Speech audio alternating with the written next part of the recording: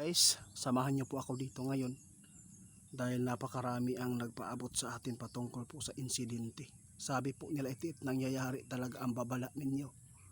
Noong sinabi ninyo na dapat bantayan ang mga bata sa eskwelahan, dapat ihatid sa mga magulang, dapat tingnan.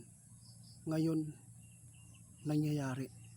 Nagbabala si kaibigan noong hindi pa nangyari, mga idol, na bantayan, ihatid dahil mayroon pong sasaniban ng demonyo.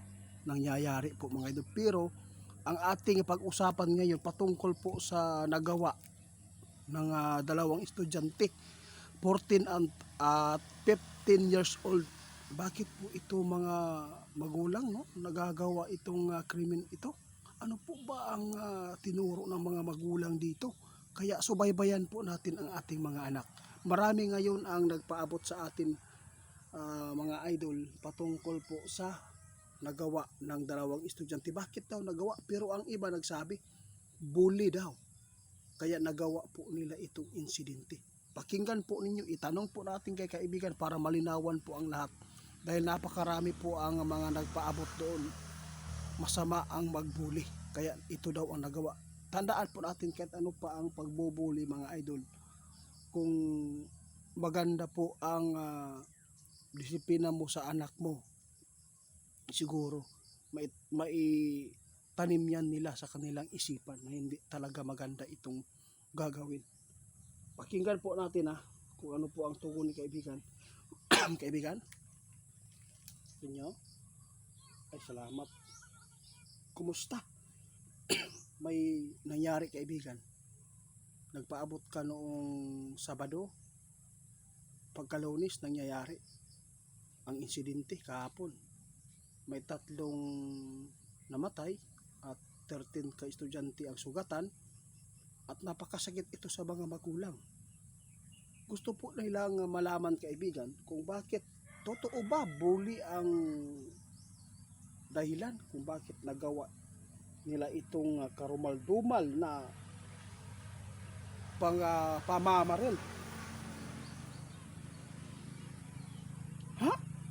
Patay.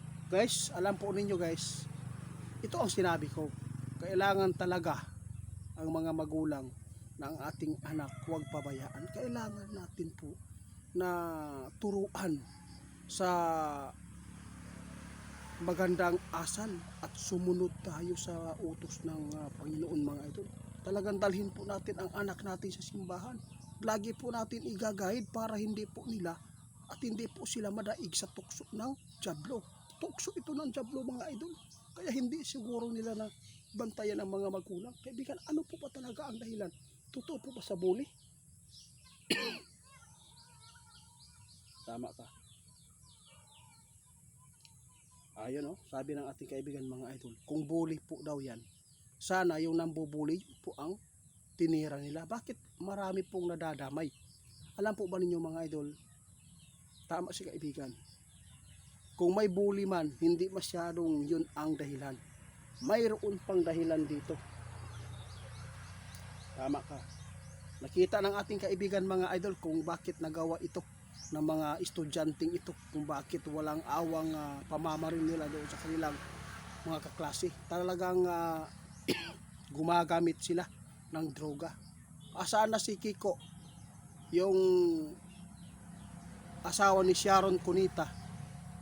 Kailangan, tama po ang sinabi ni Ruben Padilla na pababaan ang edad, mga idol, na dapat po talaga na maano yung kaso para hindi po malaya yung mga taong ito.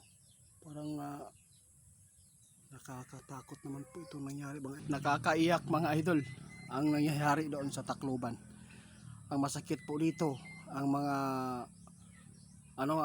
mga magulang na nawalan po ng anak. Grabe. Ano kaya masasabi nila, Kiko, dito? Kasi yung mga ganyan pong mga murang edad, hindi po yan makbukulong, no? Parang may ano pa. Kawawa kung sakto disiplina, mga idol, sa ginikanan. Katong mga bata na maril, sakit po kaya na sa mga ginikanan. Kaya sa lahat po ng mga magulang, nagbabala si kaibigan, subaybayan natin ang ating mga anak. Huwag natin papayaan. Pumupunta lang sa school, pag uwi, wala. Kailangan madala natin lagi sa kabutihan. Huwag natin na malimutan na ituro ang utos ng Panginoon. Tandaan natin, sa lahat ng nagtatanong, sinabi na po ng ating kaibigan kung bakit ito nagawa nila. Dahil po sa gumagamit ng droga. Yun po ang totoo. Hindi po yung bully ang dahilan. Kung bully yun, tingnan po nyo, nag-post pa. Hindi po yan bully mga idol. Talagang natukso sila ng jablo. Mahirap talaga mga idol. Kapag hindi mo nadisiplina ang anak mo at naturuan ng mabuti, lalo na hindi mo hinikayat doon sa simbahan para malaman po nila kung ano po ang hindi magandang gawin. Yun po talaga ang sentro ng ating advice din po ngayon kay kaibigan.